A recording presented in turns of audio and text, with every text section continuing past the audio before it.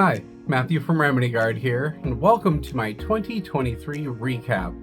Before I get started, I want to thank all of my customers from this year.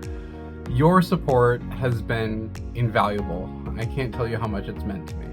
If you're tuning in for the first time, let me catch you up to speed. I am trying to blanket the nation in lockboxes at no cost to the taxpayer. Medication lockboxes reduce overdoses, addiction, and harm. They save lives.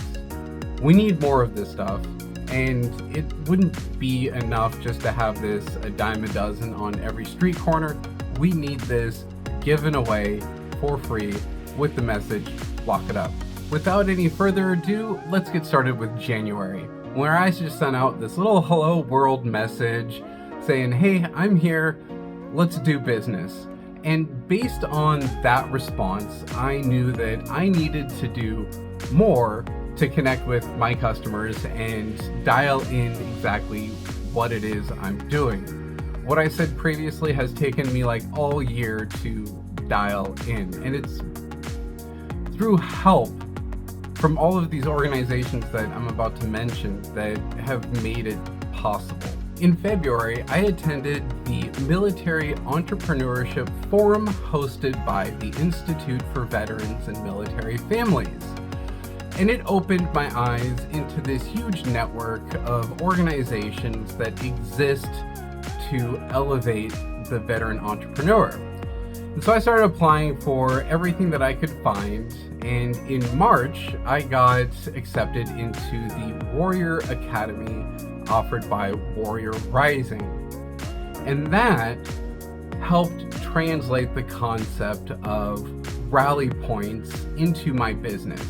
And so I was thinking, okay, where do people gather for addressing this kind of thing? And that would be the RX Summit. The Prescription and Illicit Drug Summit is the most influential gathering addressing the opioid epidemic and overdose crisis. So if you're going to be doing something within this realm, that's where you're going to be. So that's where I went. And in April, I was the only exhibitor at the RX Summit with metal lock boxes, and I was the only exhibitor with locking bags. The RX Summit was so influential and polarizing for me and eye-opening. I had no idea the efforts that go into outreach, prevention, and treatment. And even now, we're just scratching the surface on what needs to happen. But for me, for RemedyGuard, coming off of all of that, in May, I started getting connected with more resources, and one of those being SCORE. They are a network of volunteers that are dedicated to helping entrepreneurs and small businesses get their arms around things. And so I got in there, started working that. And at the same time, I got connected with my mentor, Sean McDuff, through ACP. And he has been instrumental in keeping me on track and helping me understand ways forward when I get stuck. So we're in June at this point, and I am far enough along where I know that I need to fill a 20-foot container at a minimum and get it pulled over to start gaining any kind of traction. And so that in June, I put down a deposit on that container, knowing that I'm on the right path, at least. And to further solidify that on the right path, I got accepted in July to the Entrepreneurial Bootcamp for Veterans offered by the IVMF. And that is a 4-week-long program, 3 weeks online, 1 week in person in Syracuse, honing again all of the business nuances and furthering my entrepreneurial journey. Okay, and now we get into August, where things got a little tricky for me, and I was kind of backed into a situation where the only path that I could see forward for RemedyGuard is to cash out a bunch of stock that I had invested in and, take an $18,000 loss, take those funds and put them into RemedyGuard. EBV taught me what I needed to know to make that happen. I finally got all my finances separated and everything, and RemedyGuard is finally really a real thing in August. And I also got certified through the SBA for being a service-disabled veteran-owned small business.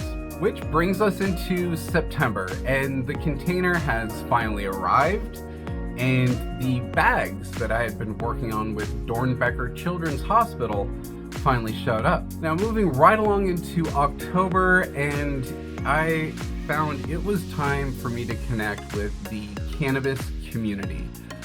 After talking with outreach professionals all year, the growing concern for them was cannabis, and it was simply from this point of not knowing how to handle it in their community. They lacked the talking points to be able to re-engage the people around them.